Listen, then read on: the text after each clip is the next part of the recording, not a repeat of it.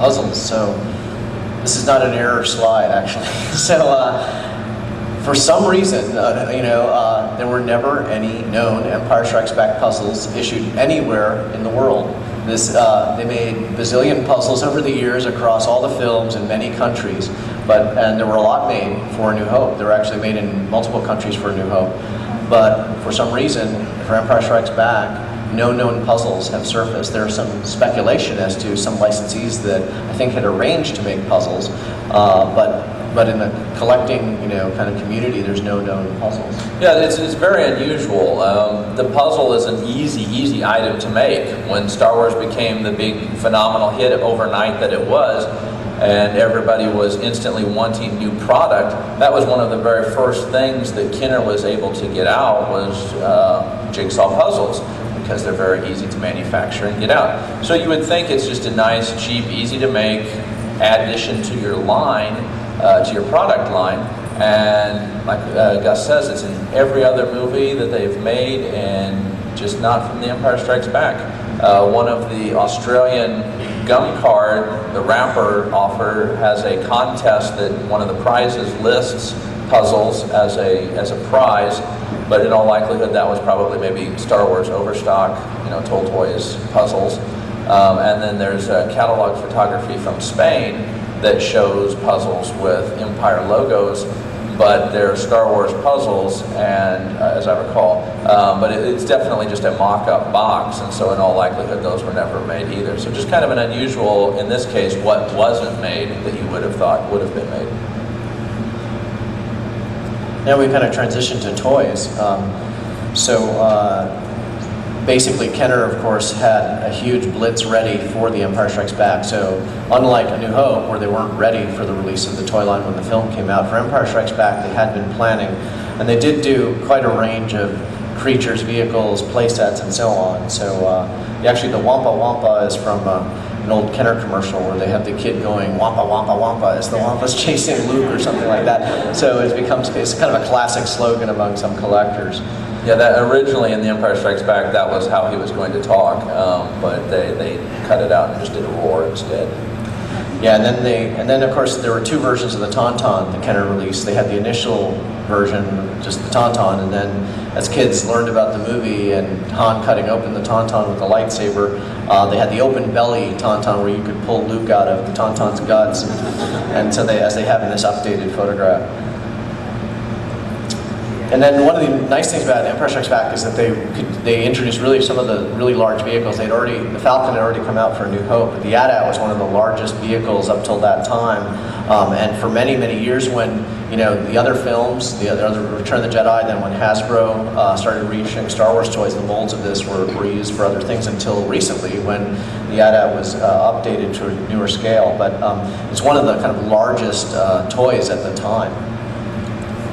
Came out about a year after the film was released. And there were a bunch of other vehicles. Actually, they really nailed it on some of these vehicles. Like Kenner started to really get the scale right, the proportions much better. Like particularly on things like the Snowspeeder, Slave One, the Rebel Transport served as a storage case. It had slots for a lot of the figures. They even got to some really obscure vehicles, like the twin pod cloud cars that you just see very briefly in the film, and not exactly the kind of vehicle that kids go, I want to be a cloud car pilot and fly around Cloud City. But they still made vehicles for that, and then they even invented vehicles from the film for these mini rigs, like the MLC-3 in the upper right corner. One of the challenges with the Star Wars vehicles was that there weren't that many low price point vehicles, and toy companies always have to think of a spectrum of prices to hit consumers, and so they invented these smaller vehicles that were never seen in Star Wars or Empire Strikes Back, so that they could hit these price points, but they had those also splashed on the Empire Strikes Back logo.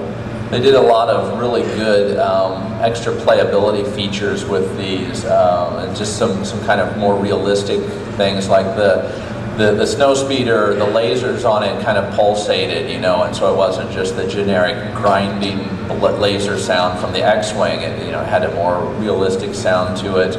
The AT-AT walker, the Scout walker, actually had a little button you could push to make him walk, and the Slave One with the wings that were gravity operated, so that it would just tilt when you moved the orientation of the figure. Another thing, while we're on this one, another thing that is kind of interesting today is collectors will go after the special offers that you can see up there in the upper right-hand corner of the MLC3. Many of these vehicles would come with, in certain department stores or whatever, would have a sticker that says, this comes with a free figure. And I remember at the time thinking, well, I already have the ship, I already have the figure, why would I want to buy this special offer? And of course now I wish I had, because they're worth a lot of money. And there are also several play sets made for The Empire Strikes Back.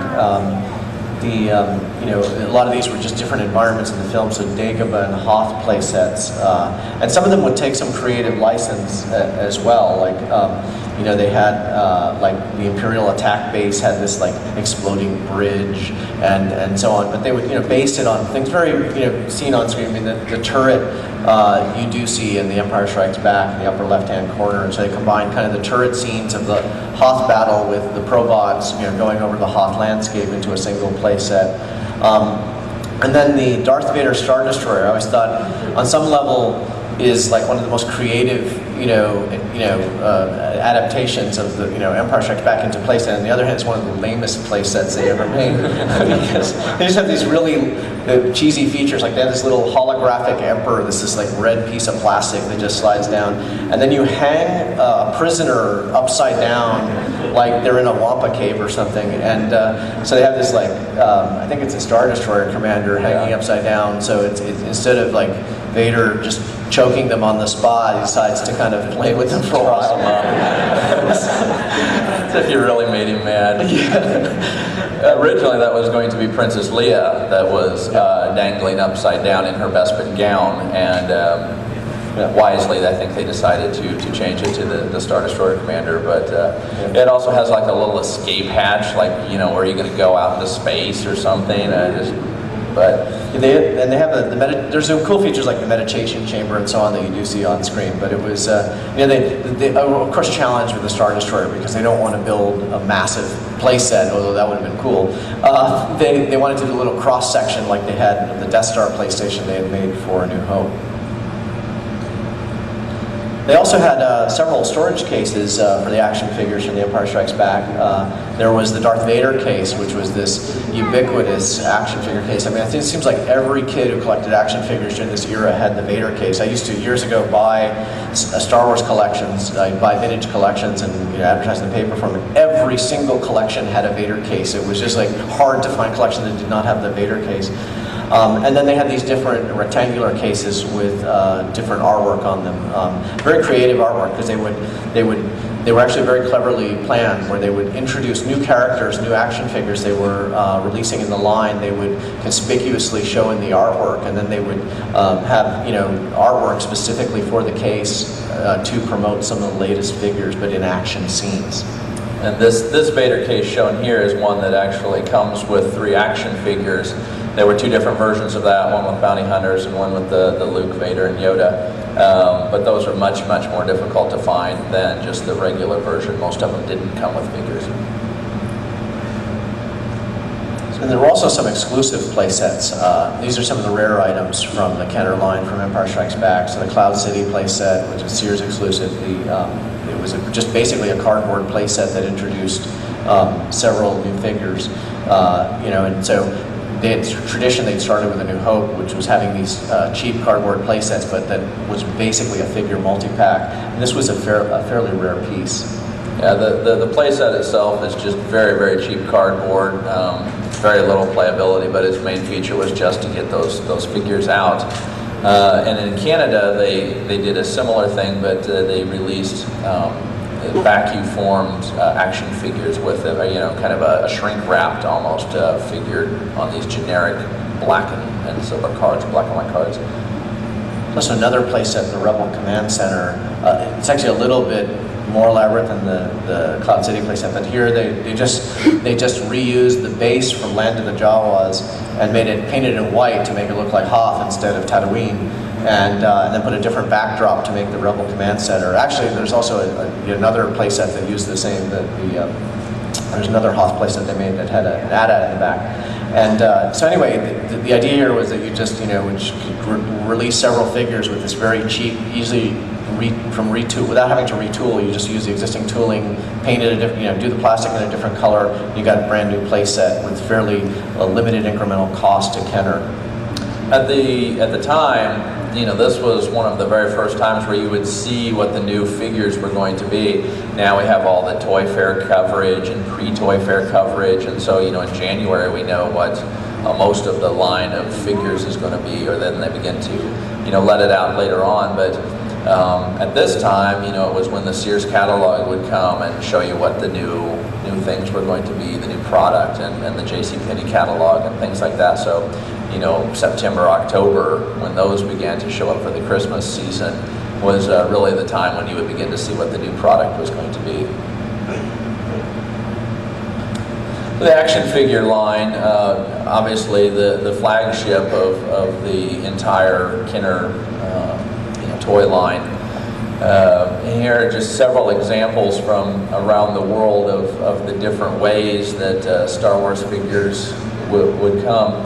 In the upper left, you notice that's actually a square card. Meccano in France for A New Hope and for The Empire Strikes Back released their figures on square cards. It's smaller than the normal Kenner cards that everyone's familiar with, and so they just have a very unique look. It's the only place that did the square cards like this. Very, very difficult to find today. The one in the center at the top is a comic book that also came with, each issue would come with a little free toy or something like that. It's from Germany, and for one issue they had a Hoth trooper that came along and helped out the hero versus the villain in the comic there. And then another one that's very unusual below that is the Boba Fett. That's from a line in Japan where they are actually boxed, so they're not blister carded like all the other figures were, but they would actually just put them in little boxes, and each box is the same with only just the photo of the figure being different. So now we'll show you a few toys that they actually didn't make from The Empire Strikes Back. So those of you who went to our talk 2 days ago, we talked about toy prototypes, and they're actually, during Empire Strikes Back, Kenner was the first time they were really going after a big sequel license, and they were exploring different toy concepts for Star Wars, and some of which never made it to market. And so one of them, of course, was the legendary rocket-firing Boba Fett offer. Originally, before Empire Strikes Back came out, Kenner extensively advertised the Boba Fett figure with a rocket-firing feature, but for safety reasons, they pulled this concept. And when the toy finally did ship to kids, it had a sonic welded missile attached to the backpack. And so early, prototypes of the toy, though, have been, in hot demand by collectors for many years, and there are several dozen that have gone into circulation. But this is something, one of probably the first Empire Strikes Back, collectible, or definitely toy, that kids had known about, and it actually never actually came out. They changed it to a very different toy by the time it hit the market. Kenner had also planned to extend the 12-inch figure line of The Empire Strikes Back, but it was around the introduction of The Empire Strikes Back that they actually canceled the line. So updated costumes for Han, Luke, and Leia never made it to market. These are hand-sewn samples, of which they made only a few of each that were shown at Toy Fair. And they had different rooting for Leia's hair, updating her with a gun. Han and Luke have new outfits.